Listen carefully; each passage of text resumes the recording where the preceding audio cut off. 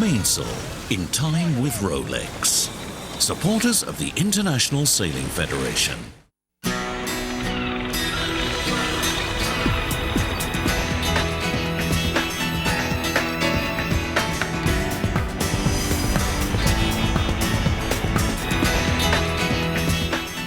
Post-tsunami Thailand set for a boom in the yachting market.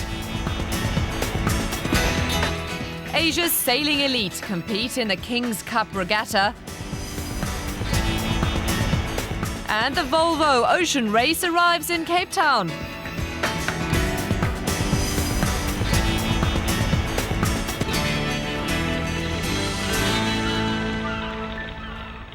Hello and welcome to MainSail. I'm Robin Kerno. This month the show's coming to you from Phuket in Thailand. Well, a year ago, the tsunami devastated much of this region. As well as a loss of life, people here suffered a loss of livelihood as well when tourists stayed away. But now the region is getting back on its feet, and one of the major hopes for the future is yachting tourism.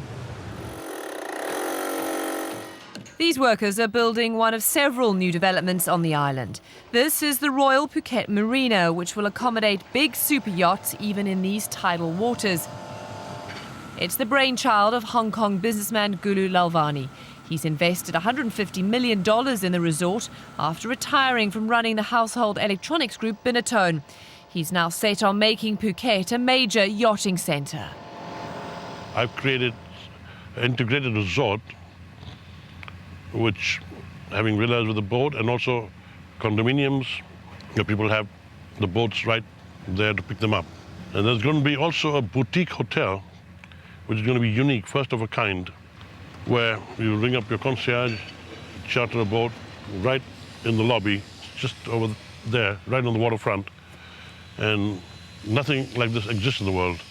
The increase in marina development has come after the Thai government scrapped the import tax on yachts.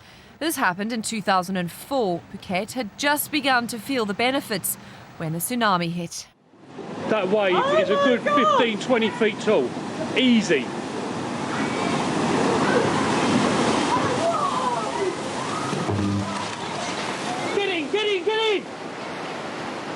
Phuket's resorts along the west coast took the force of the wave. The devastation was like bomb damage. Hotels such as Kata Beach had no protection from the water. There was no loss of life here, but manager Alan Wade recalls the scene. Pure devastation. There wasn't a table, a chair, any piece of equipment that wasn't massively overturned. The whole beach was stripped of umbrellas, chairs, everything was lifted off the beach into the hotel grounds. It indicated that just the massive force of this big wave. Get inside, come on guys.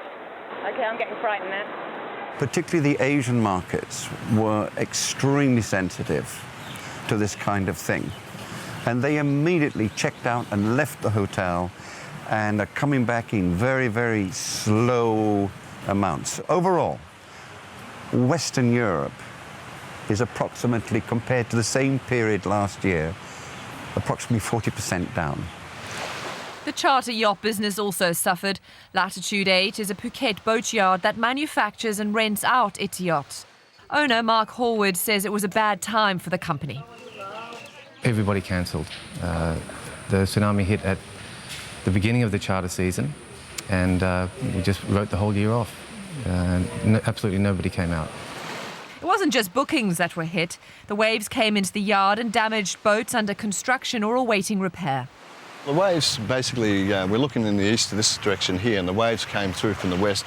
Sumatra's down behind us here. So the waves basically came around the end of the island here and washed up the bay here. So they're actually going along the foreshore here. But it was mainly the surge of the water that was coming in. It's like a tide rising very quickly, if you like.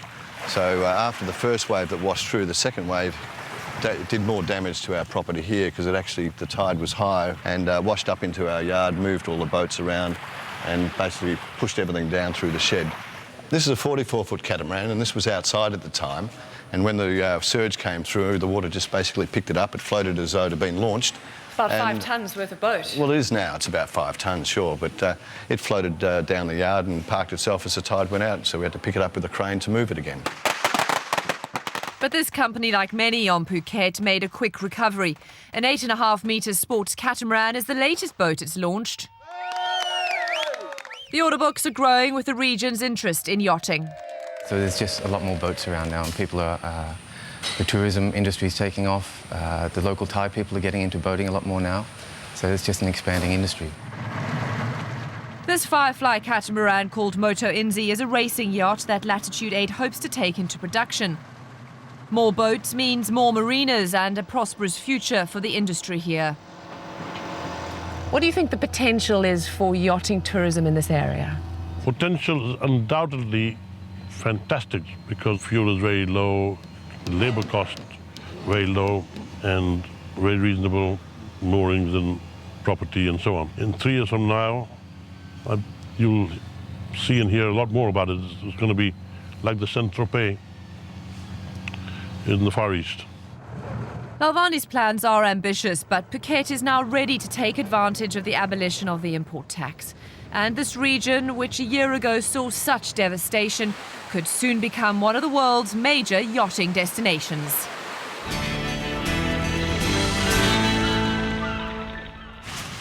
Now let's catch up with some other sailing news from around the world.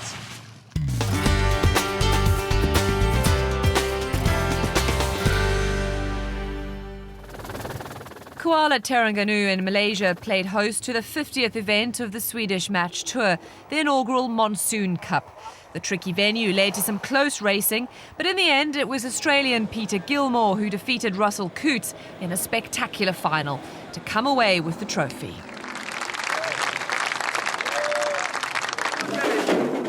And Dee Cafrius set off on her attempt to become the first woman to sail single-handed, non-stop, the wrong way around the world. That means sailing the hard way against the prevailing winds and currents. Her chosen start line was between the UK and France. It is expected to take Caffrey and her 22-metre Yacht Aviva challenge up to 170 days.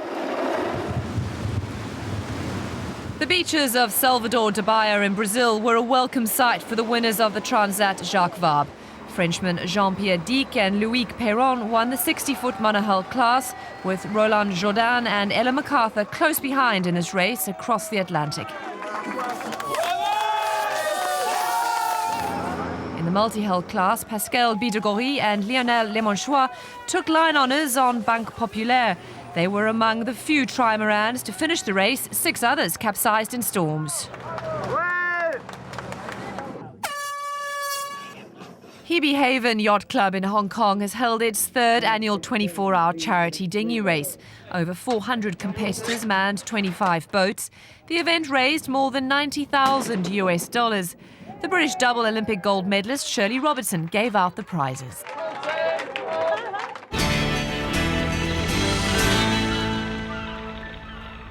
Coming up in the show, all the action from Asia's premier regatta, the King's Cup.